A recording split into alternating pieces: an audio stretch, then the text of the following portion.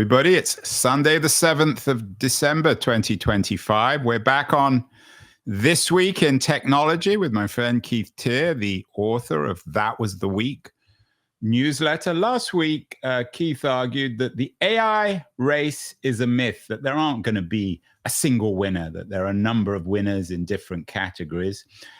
And I think that was, I don't always agree with everything that Keith says, but I think it was a very wise observation. This week, he's pursuing that theme again. He's talking about something called the Great Compression, which in some ways is an extension of what we talked about last week, but not just about an AI race, a life race, a tech race, a political race, about whether there are going to be any winners or a winner-take-all society in broad terms. Keith, is that a fair description of this debate over what you call the Great Compression? It is. The Great Compression really is when a small number of outcomes is most likely. And therefore, attention, money, effort focuses in on those small number of likely outcomes. The best way of imagining it is in the venture capital space. Most money is going into a very small number of funds, and most money from funds is going into a very small number of companies. Yeah, and the way you've put it in a very interesting way in the newsletter this week is venture capital is no longer venture capital, or maybe it's something different. Maybe this is just a semantic issue, but it's certainly profoundly different from how we used to think about venture capital. Yeah, and this comes from the underlying articles in the newsletter, by the way, which are a fantastic collection this week. They all suggest this narrative, and it's that venture capital is becoming much more like industrial policy capital, where government and investors are all converging around a single set of themes and a small number of companies. And that is a winner takes all. Last week I said there is no winner. There's going to be a lot of winners. This week suggests that there's going to be a few winners, not a lot, but a few. I mean, 20%. When I was reading the editorial this week, I thought of the great Italian turn of the 20th century sociologist Pareto, who came up with his rule, his 80-20 rule. He was a very controversial, but I think accurate observer of society. Is this really Pareto's law for the AI age, Keith, an 80-20 rule? I think it's very relevant law for what's going on, although that possibly is not a new phenomenon. 80-20 has been true for a long time. Yeah, Malcolm Gladwell, for example, has borrowed from Pareto. So many other influential thinkers on business and society. It might be more 95-5 in this period than 80-20, which implies that a lot of money is going to be lost, a lot of effort is going to be lost, a lot of jobs are going to be lost. Well, that's why I think this Great Compression is so interesting, because it's not just about tech, it's not just about Silicon Valley, it's not just about venture capital, it's about all our lives. It's impacting us on every front, particularly on the career front. I was intrigued by your argument that our career, at least according to Keith Teare, is becoming what you call a high-stakes tightrope. What does that mean, Keith? Well, it means that, and this is particularly focused on professionals who bill by the hour. It implies that most of the specialist skills that those professionals can bill for are going to be automated. And therefore, to be a professional, focus on one of those skills is highly risky at this point in time. Now, what you're going to end up with is a small number of very clever generalists. Like you and I. Hopefully. And then an army. I mean, hopefully, Keith. The answer should have been yes, absolutely. Yeah, absolutely, yes. And then each generalist will have an army of software-based specialists that can carry things out. And that army is a virtual army. It's not physical people, isn't it? It's not physical people, which is again the Great Compression in the world of jobs is about less jobs and more people with leisure time. So just coming back to this word compression, what does it literally mean? You talk about this thing called the compression of capital and work, the compression of platforms and reality. I mean, it's kind of interesting for a PowerPoint slide or a TED talk, but I'm not entirely sure what it means. I think it means the reduction of choice due to the likelihood of events happening. So Netflix acquiring Warner Brothers this week is one of the maybe examples. if a certain if the American president, whose name I will not mention, approves of it. Yeah, it seems very likely that, I mean, Warner Brothers clearly want to sell. There was only two buyers. Either one of the two buyers would have represented a compression of ownership, at least over media. And Netflix won. I don't know that it would be better from anyone's point of view if Paramount had won. It seems like roughly the same outcome. Keith, you and I, one of our long-running jokes is over a certain graduate student. You secretly, I think, rather admire Lina Khan. Doesn't this all just prove Lina Khan's version of the world? No, Lina Khan's trying to stop the inevitable. So she's trying to, shall we say, Lina Khan's trying to uncompress the Great Compression, which isn't a bad thing, is it? It's a terrible thing. It's going against history in a direction that will result in less productivity, less wealth. So she thinks that she's doing a good thing, but actually, from a historical point of view, she's King Canute trying to hold back the tide. Or Queen Canute, I think she'd probably be, wouldn't she? Who knows? These days, could be either. Oh, Keith, now you're getting into trouble. We may have to cut that bit out of this conversation. So, with your Marxist background and understanding of Hegel and the nature of history, all this is inevitable. Why write about it? I mean, in your editorial, you suggest it might not work out that well, and you've often talked about human agency in shaping or reshaping the Great Compression. So there's nothing inevitable about this, is there? And if there isn't anything inevitable, then why shouldn't we admire someone like Lina Khan, who's trying to re-architect it, at least in her mind, in the interests of human beings? Well, the first thing to understand is the Great Compression is not an end point. It's a moment in time. So there is an open question, what comes after? But taking it as a moment in time, I believe it's effectively progressive, to use a word. It's progressive and a precondition for abundance that this Great Compression happens. And therefore, stopping it is the opposite of progressive, which is conservative. And well, let's go. I take your point. You and I have disagreed in some ways on this, but probably more in agreement than disagreement. But you do end on a rather concerning note. You say, and I'm quoting you here in the editorial, while this concentration of resources may be a rational response, it also concentrates risk.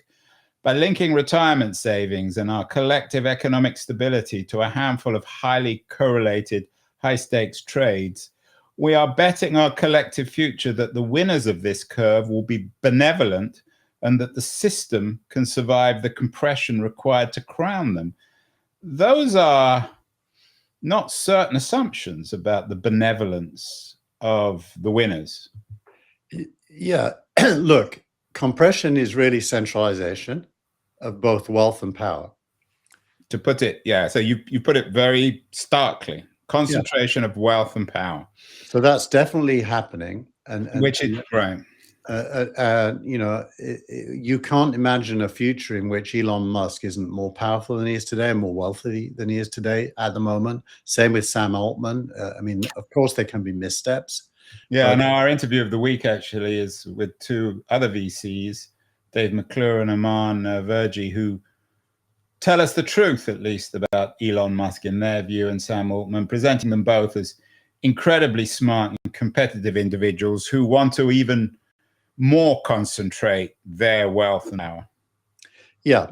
And so the progressive point is that in order for there to be ever enough wealth to raise everyone up, the success of this stage of capitalism is a precondition.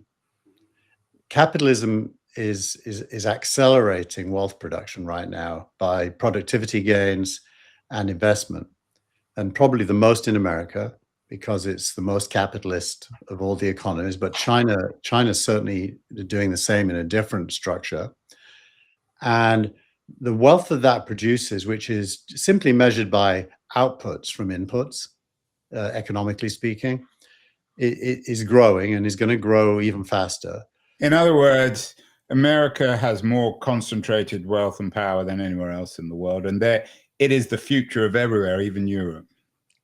Exactly, and so the minute you move your brain to a political domain, which says what kind of policies are appropriate, there's really two answers that people have. The first is to try to stop it, which is the Lina Khan answer. The second is I mean, to be fair to Lina, I'm not sure she wants to stop it. She wants to control it, so that at least in her mind, everyone has more access to this new wealth and power. Yeah. So, but at the root, she considers it bad for society that there is growing concentration of wealth and power. The other narrative, which or monopoly. I mean, if she was on the show, I don't want to put words into Lina's mouth, but she would talk about monopoly power. Rather than just concentration, and she would make a legal argument. But go on. And she'd be wrong because there's many more than one players that are likely winners. It's highly competitive, as we've seen in the last few weeks, with the baton of who's the leader in AI passing almost every day. So there's no monopoly here. You know, if there was collusion, there might be an oligopoly, but there is no collusion. They hate each other. So yeah, that is for sure. I think that's one of the other things that came out of my conversation with McClure and Virgie, is that they're both of them members of the PayPal mafia. So they've worked closely with Altman and Musk, and they do underline the fact that these guys don't like each other. So and then the second way is the Ezra Klein approach, which is abundance and progress are the same word. Capitalism for abundance and policy for progress as a duopoly, if you will. And therefore you need to have a dialogue with the Elon Musk, the Sam Altmans, about what the future of the whole world looks like. By the way, I made Musk's interview of the week this week. And during that interview, he made the point that he doesn't believe nation states will be relevant in the future, which is a point we often make. You don't agree. You make it, I don't make it, but and so you need a dialogue about the policy and societal implications of success. And I would actually, you made Musk your interview of the week. I don't want to get sucked into our Musk conversation. We disagree. We'll have to agree to profoundly disagree on Musk and not mention that word anymore. But my interview of the week actually would have been a very interesting interview of Ezra Klein on his own show by another New York Times staff member, where Klein was being interviewed about 2025. So if you're interested, this is to our audience and also to you, Keith, if you're interested in the Klein argument about abundance, it's well worth listening to, as well as reading the book. Yeah, but that is the kind of, the road forks on that question. Well, it's a political question. Well, it's economic and political. I think step one, I am now 100% pro-capitalist when it comes to growth, and I can accept concentration of wealth and power as going along with that, and I see that as the journey you have to go on to get to the outcome, which is enough wealth to uplift everyone. Okay, we've had this conversation. Let's talk more concretely, Keith, because I think it's worth us to get sucked into abstract visions of the future. Let's talk about the Great Compression in more detail. You describe it as a concentration of wealth and power. You think it's an essential precondition or a station on the way to abundance. I'm not so sure, but that's another question. How does this manifest itself in media history? You have an interesting section in this week's editorial on media history. You mentioned the Netflix Paramount deal that's in the works. How will this play out in history in terms of the concentration of wealth and power? I mean, are you talking about guys like the Ellison family or others? I mean, you don't get really wealthy these days by being in media. If it's there are other media ownership now. It's for Bezos and others, or the Salesforce guy Benioff who bought Time. It's the equivalent of media aircraft barons. or yachts, isn't it? How do you lose a big fortune? Or how do you get a big fortune? By starting with a large fortune and investing in media companies. I'll retell the joke. How do you make a small fortune? By starting with a big one and investing in media companies. Right. So I apologize for my badly articulated joke. Keith has clarified that. But it's true, isn't it? I mean, you don't make any entrepreneur who has the ambition to make billions of dollars is not going to go into media these days. Well, look, I think the currency of media is human attention, time. And there is a battle for human time between the big screen and the small screen. And on the small screen, there's a battle between AI and web search as the discovery mechanism. And so the great compression here is the shrinking number of interfaces we humans will use to engage with media. And therefore, our time and attention will be channeled through less and less channels. Yeah, and you call this, Keith, and again, it's a phrase you've used before, I like it, the battle for reality's front door. Yes. And there's a lot of subplots in that. Like, for example, will advertising survive? Will links that deliver traffic to those advertisers? Yeah, we've talked about that. We don't really know. Well, they're all important business model questions. They're Google questions more than anything else. Well, also future questions for investors and for OpenAI. I mean, the red alert that Sam Altman announced this week, one of the pieces I read suggested that by concentrating on the software, he's kind of giving up more on the business model and focusing less on potential advertising models for OpenAI. And so it's interesting. Well, that is in a way that's a counter trend to the Great Compression. What happened this week is, in response to Google success with Gemini 3, Altman put out a memo to his team saying, code red, we have to focus back in on the quality of the frontier model, ChatGPT model, and take our attention away from some of the products we were developing, one of which is advertising.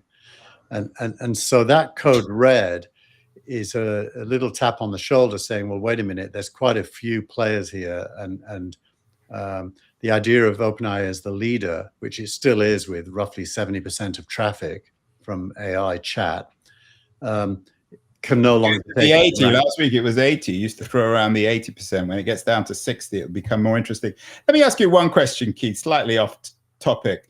You've been the CEO of lots of tech companies.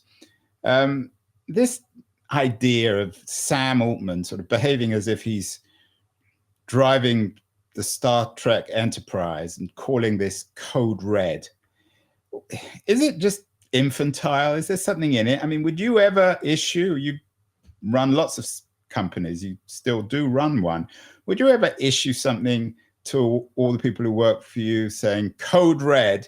It just sounds like the language of a 4-year-old. Well, I suspect that language was filtered through his internal PR team before it. Well, even more. What adult would filter anything through a PR team?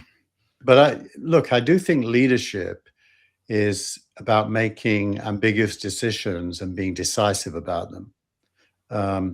Clearly that is an ambiguous decision because Google is not ahead. And so it probably truthfully. No, but my question wasn't about, I mean, obviously. No, I'm going to answer your question. I'm going to answer your question. But I'm saying the truth is he's called this code red.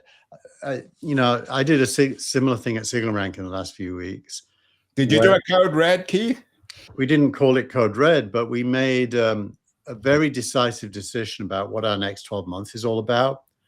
That was certainly not the only possible decision we could make. But it's important to make one decision and get everyone behind it, and it shapes your future. So running a startup is not unlike a journey with air traffic control and then a pilot. Maybe that's why I'm such a terrible startup guy. Everything I've ever done has failed because I don't have enough code reds. Maybe I should include a code red in Keen On. Well, it involves thinking ahead and then reversing from a future to a current set of things you should do. So the precondition for leadership is having a view of the near future and also the more distant future, and aligning your day-to-day work to that. I take that point, but why not? And maybe this is why I've been such a failure as a CEO. Why not just issue an email to everyone who works for you saying, look, this is really important, rather than code red? It sounds like, again, 4-year-old boys playing together. But your disagreement with it is a bit 4-year-oldish as well, because it's just a word. Who cares? As long as it... Well, then don't use it. Language matters, doesn't it? I think you wouldn't. Yeah, but it's very effective for him. I don't know if you've noticed, but the whole media seized on that, especially the information. And the last week has all been about OpenAI focusing back in on its core product. Yeah, and we've talked about it, exactly. So you're right, I'm wrong. We've talked about it too much already. Let's talk more about this battle for reality's front door. Is it a battle between Google and Altman's company and Microsoft, or is it a broader battle? Who is involved in this? I mean, this is the ultimate battle for wealth and power in the 21st century, isn't it? Yeah, I think it's a broader battle. For example, this week's stories are a lot about the browser becoming more of an AI interface than a browser.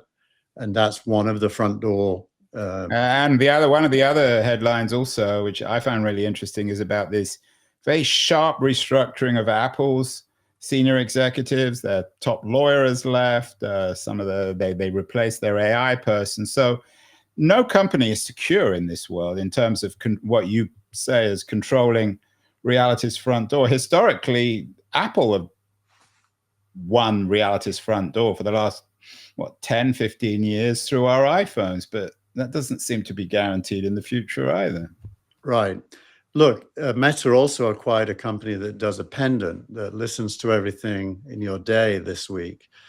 The front door, almost for sure, is going to end up being a microphone that captures things around you, and earphones that speak to you, and a database of history that you can refer back to.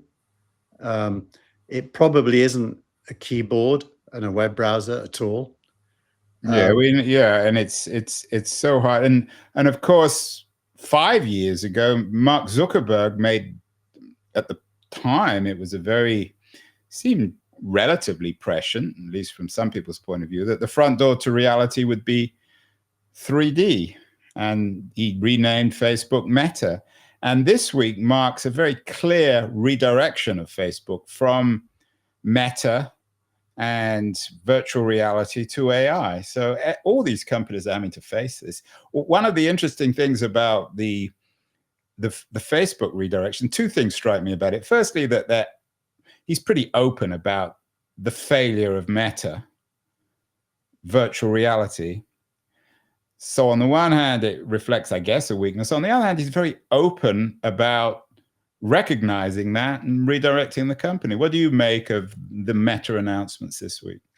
Well, look, I think it's always been his strength to be honest with himself about where the risk is. No code red for Zuckerberg. Well, he doesn't say code red, but he acts as if there's one. Well, that's what I would do. Or that's my model. Better to act than use the term. Yeah. So acquiring Instagram back in the day, and before that WhatsApp, or was it the other way around? I always forget.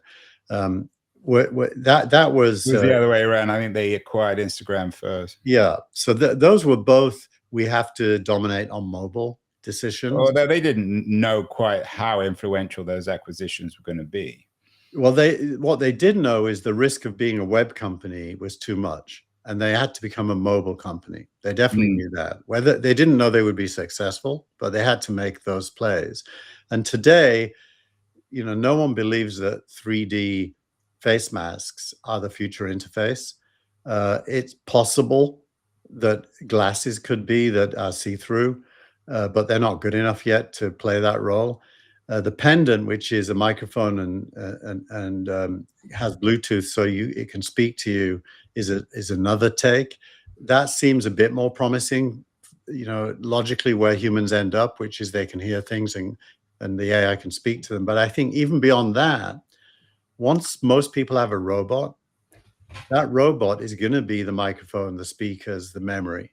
And so you'll actually have a physical companion that you can talk to about everything.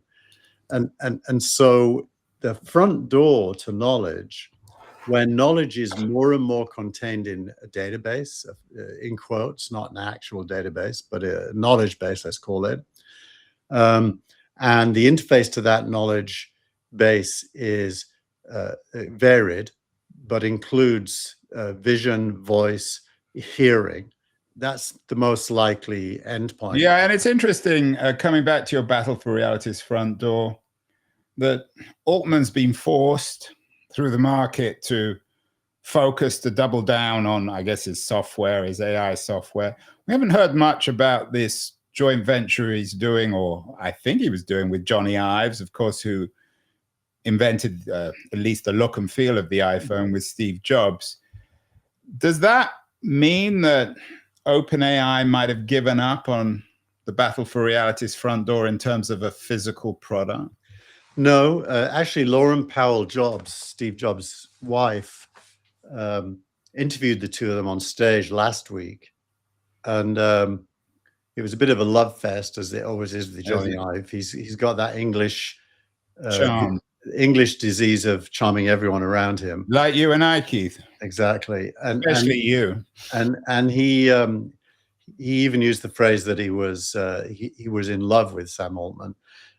And they're definitely still working on something. Nah, I bet Code Red went off in Sam Altman's head when he said that. Right. Is Johnny Ive gay? I have no idea. I mean, Altman is, so maybe they may be an item in the future. Who knows? I don't know. I don't care. And good luck to him if he is. Well said.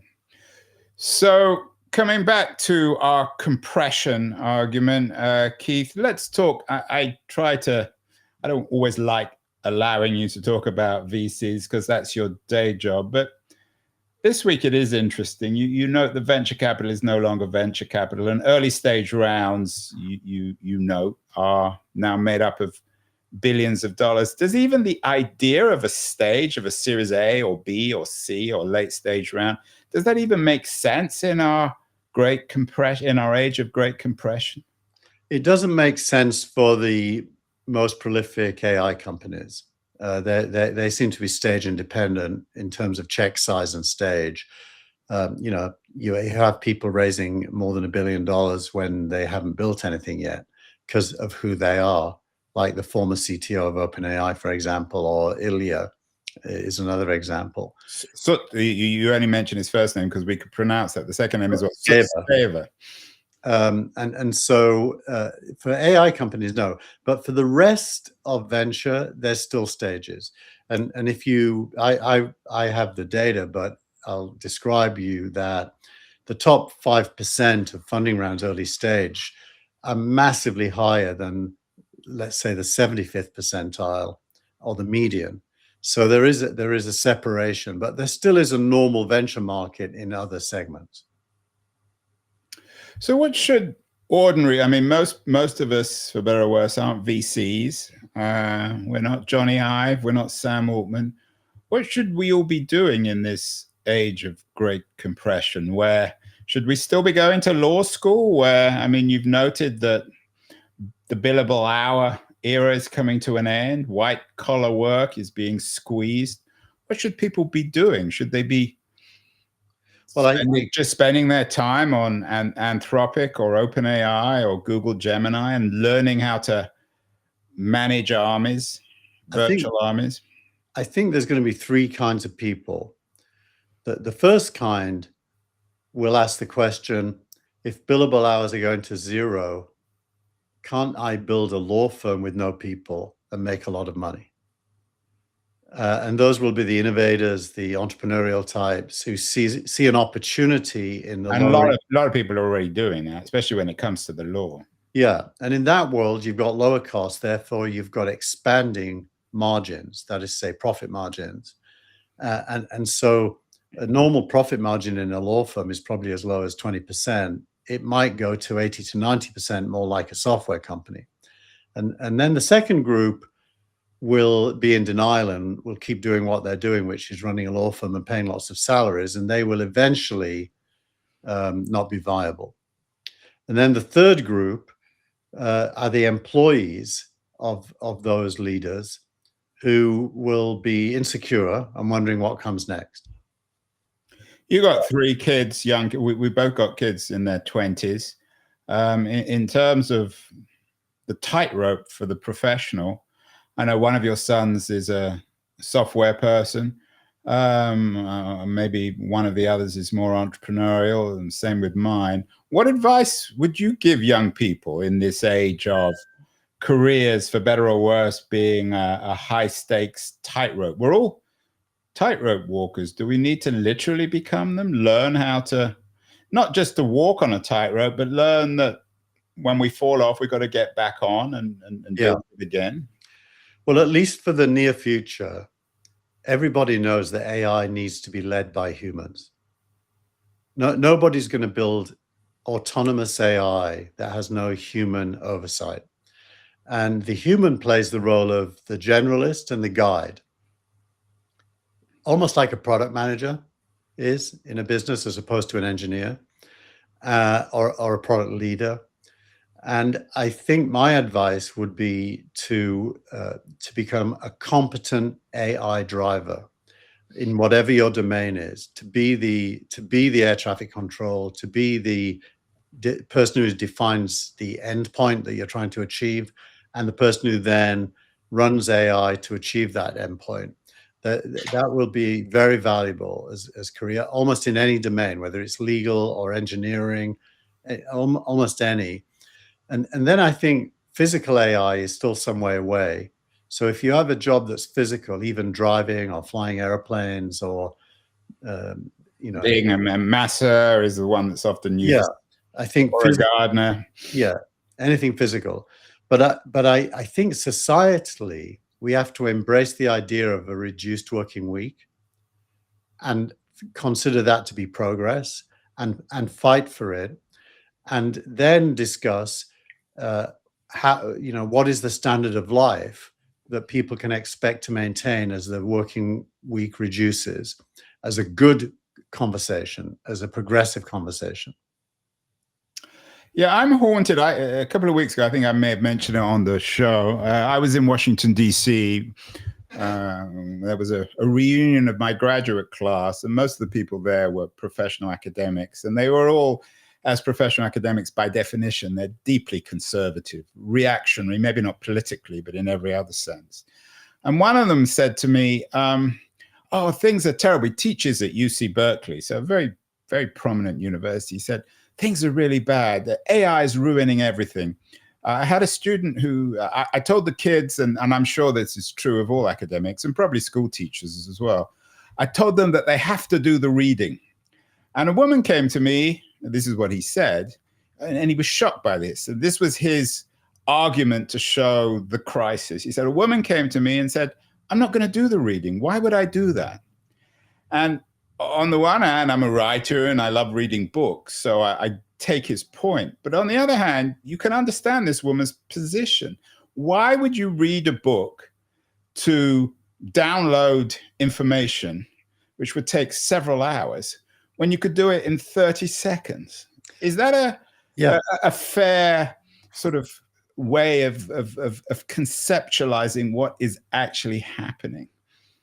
I think it is. We now have the Library of Alexandria writ large, available pretty much for free to anyone who has a smartphone. Well, that was always but that's not AI. That was Web 2. That was even the internet. Well, now we got something different. Well, no, because it isn't just a library anymore. It's a library with a brain that can summarize anything or teach you anything. So she obviously is on the right side of history. And I think what happens is reading becomes pleasurable, not as part of your education, but as part of you serving your human need. And Right. and education would become much better, much easier to bring everyone up to a high level. Yeah, I mean, if you're an author, then you shouldn't be thinking of writing books which are where their value is in their information. It has to be in the experiential quality in terms of art or some other way of getting value from reading the book. Because if all the value of the book is purely in information, the other for you as an author, you no longer have any value, or your book doesn't have any value anyway. Yeah, I think there's a correlation between value and content in this way. If the book focuses on a contested part of human knowledge, for example, currently there's a raging debate among physicists about the source of consciousness, where there's no established answers, and probably never be one. And there's like the existence of God or something, right? And there's another raging debate about, was there a universe before the Big Bang due to the James Webb Telescope? These are still interesting to read because it's contested knowledge and you're trying to puzzle things through. But where it's established knowledge, there's way less reason to be reading. Although now we get into the area of vaccines and autism, which some people say is contested, others aren't. Let's end, Keith, with, again, a return to politics. I'm still not convinced by your argument that we've all got to just lie back and think of England, so to speak, in terms of history and accept that this is all inevitable. What is the role of politics and political parties in our age of this great compression, where everything is changing so fast, where everything we took for granted? Marx famously put it in his manifesto in the 19th century, what all that is physical is, how did he put it in the manifesto? I'm blanking on which part of it you're referring to. So there's something about all that is physical is turns into dust or something. Yeah, or into air. So we're living through his argument was in terms of the Industrial Revolution and its reshaping of the agricultural world. Now this AI age is doing the same when it comes to the industrial world. Yeah. Well, what is the point of politics? Or are you just basically saying there is no point to politics anymore? So the idea that all that is real turns to dust is really another way of saying that we are reinventing the entire human division of labor on the basis of new techniques that we've invented. And therefore, all your assumptions about continuity need to be put on one side, and you need to be more asking the question about what is next. And when that since in real time, he wrote in the manifesto, all that is solid melts into air, all that is holy is profaned, and man is at last compelled to face with sober senses his real conditions of life and his relations with his kind. In other words, he realizes, at least in early Marx's Species Being, I'm not sure whether he would agree with that as an older man, but this idea of all that being is solid melting into air seems to be happening today in every sense, in terms of our lives, our politics, our economics, everything. Yeah, and remember, he wrote that in 1848 at the time when almost every European country was having a revolution. So it was tangible to him that everything was changing. And for us, everything is changing again. Politics, the role of politics is another way of saying the role of human beings in shaping the future. Politics is where we discuss preferences and then seek to make them happen. And so the absence of that discussion, and I will say it's very hard to be optimistic about either of the political parties having really grasped the discussion that would be required today to design the future based on what's happening. But the bar is high because the outcome for humanity is on the table. And so politics is where you discuss that. Political parties are formed, opinions are shaped, populist movements can arise, usually will arise if there's enough enthusiasm for. And have arisen, for better or worse, in the US and most other Western democracies. Yeah, and they can be reactive or they can be progressive, populist movements. And often both at the same time. Can be both at the same time. So in some ways, this is an exciting moment because human beings are no longer passive. They are actually wanting to take some control over their futures. Yeah, you know how we could put it, Keith, to end this? Let's go for it. Code Red for humanity. How about that? Very good. Maybe that should have been the title instead of Winner Takes It All.